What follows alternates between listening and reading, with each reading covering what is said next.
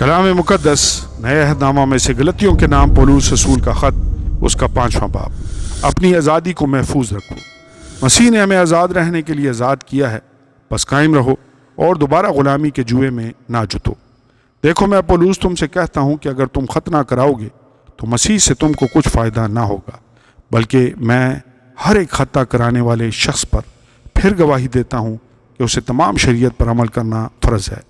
تم جو شریعت کے وسیلہ سے راز باز ٹھہرنا چاہتے ہو، مسیح سے الگ ہو گئے اور فضل سے محروم، کیونکہ ہم روح کے باعث ایمان سے راز بازی کی امید بر آنے کے منتظر ہیں، اور مسیح یسوع میں نہ تو ختنہ کچھ کام کا ہے، نہ مختونی، مگر ایمان جو محبت کی راہ سے اثر کرتا ہے۔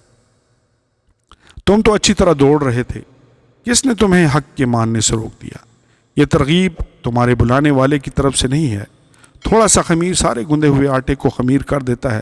مجھے خداوند میں تم پر یہ بھروسہ ہے کہ تم اور طرح کا خیال نہ کرو گے، لیکن جو تمہیں گھبرا دیتا ہے وہ خواہ کوئی ہو سزا پائے گا۔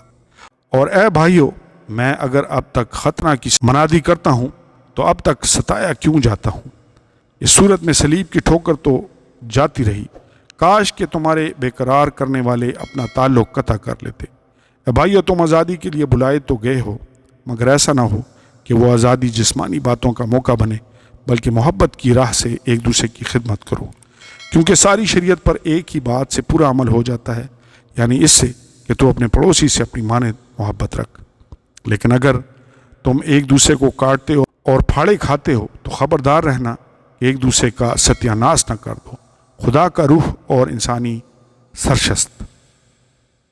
مگر میں یہ کہتا ہوں کہ روح کے موافق چلو تو جسم کی خواہش کو ہرگز پورا نہ کرو گے، کیونکہ جسم روح کے خلاف خواہش کرتا ہے اور روح جسم کے خلاف، اور یہ ایک دوسرے کے مخالف ہیں، تاکہ جو تم چاہتے ہو وہ نہ کرو۔ اور اگر تم روح کی ہدایت سے چلتے ہو تو شریعت کے ماتحت نہیں رہے۔ اب جسم کے کام تو ظاہر ہیں، یعنی حرام کاری، ناپاکی، شہوت پرستی، بت پرستی، جادوگری، عداوتیں، جھگڑا، حسد، غصہ، تفرقے، جدائیاں، بدعتیں، بغض، نشہ بازی، ناچ رنگ اور ان کی مانند۔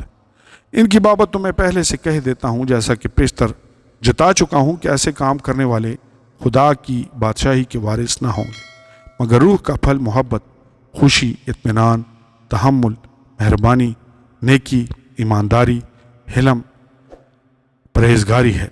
ایسے کاموں کی کوئی شریعت مخالف نہیں، اور جو مسیح یسوع کے ہیں انہوں نے جسم کو اس کی رغبتوں اور خواہشوں سمیت صلیب پر کھینچ دیا ہے۔ اگر ہم روح کے سبب سے زندہ ہیں تو روح کے موافق چلنا بھی چاہیے۔ ہم بے جا فخر کر کے نہ ایک دوسرے کو چڑھائیں، نہ ایک دوسرے سے جلیں۔ آمین اور آمین۔